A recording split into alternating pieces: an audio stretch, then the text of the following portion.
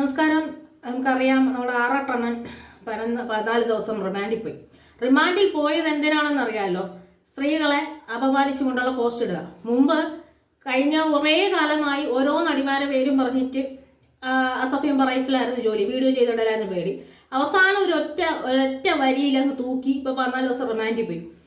തിയേറ്ററിൻ്റെ ഫ്രണ്ടിൽ നിന്ന് റെസ്പോൺസ് പറഞ്ഞിട്ടാണ് ഇദ്ദേഹം എല്ലാവരുടെയും ശ്രദ്ധ പിടിച്ചെടുക്കുന്നത്.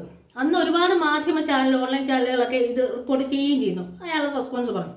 പിന്നീട് പല താരങ്ങളും അവിടെ ഉദിച്ചു, ഇതുപോലെ ഓരോന്ന് ചെയ്ത് ഉദിച്ചു. പക്ഷെ അവരൊക്കെ എവിടെയെങ്കിലും പോകുമ്പം, ഇപ്പം അലിൻ ജോസ് പെരേര എവിടെയെങ്കിലും പോകുന്നു, അവനെക്കുറിച്ചുള്ള വീഡിയോ എടുക്കുന്നു, അവനെക്കുറിച്ചുള്ള ബൈറ്റുന്നു. നിങ്ങൾ സിനിമയുടെ റെസ്പോൺസ് എടുത്തിട്ടോ, അവർ ഈ സിനിമയെക്കുറിച്ചുള്ള അഭിപ്രായം എന്താണെന്ന് പറഞ്ഞ റെസ്പോൺസ് ഇട്ടോ.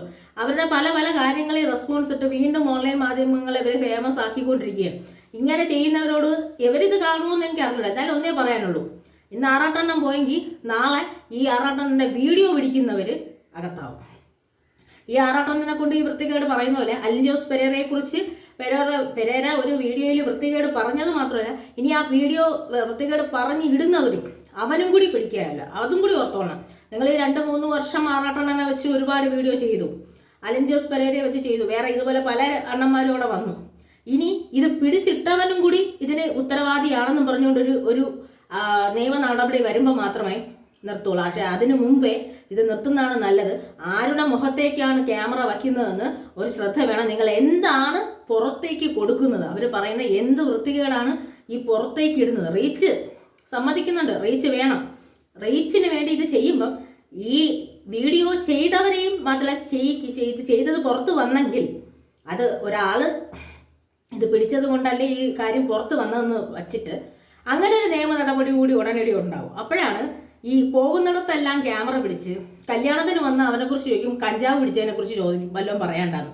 അല്ലെങ്കിൽ സിനിമാ സെറ്റിൽ സിനിമയുടെ പ്രൊമോഷന് വന്നിട്ട് ചോദിക്കും, ചേട്ടാ അന്ന് മറ്റേ വേറൊരു കാര്യം അവിടെ നടന്നല്ല, അറിയാമോ? ചേട്ടാ നിങ്ങൾക്ക് ആറാട്ടണ്ണനെ അറിയാമോ? ചേട്ടാ നിങ്ങൾക്ക് അലിൻ ജോസ് പെരേരയെ അറിയാമോ? ചേട്ടാ അവിടെ കഞ്ചാവ് പിടിച്ചെന്ന് പറയുന്നത് ശരിയാണ്?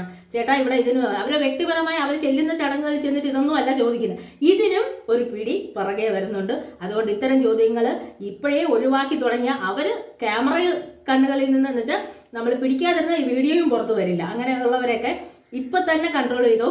അലിൻ ജോസ് പെരേരയൊക്കെ വീഡിയോകളൊക്കെ ഇനി എടുക്കുന്നവരൊക്കെ സൂക്ഷിച്ചോ. അവസാനം വീഡിയോ എടുത്തവനും കൂടി അകത്താവും.